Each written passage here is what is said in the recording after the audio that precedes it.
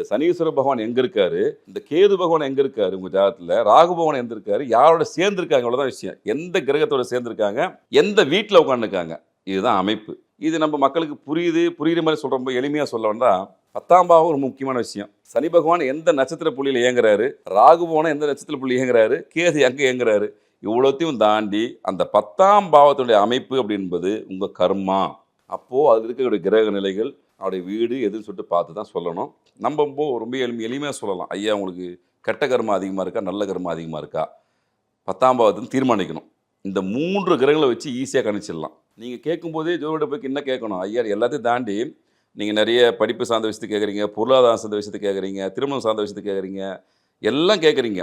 இதையும் தயவு செஞ்சு கேளுங்க. ஐயா உண்மையிலுடைய கர்மா என்ன கர்மா, நான் எந்த கர்ம வினைக்கு அனுபவிக்கிறதுக்காக பிறந்திருக்கேன், அடுத்து என்ன அனுபவிக்க பிறந்தோன்னா, இந்த 3 கிரகத்தை வைத்து ரொம்ப எளிமையாக சொல்லிடலாம்.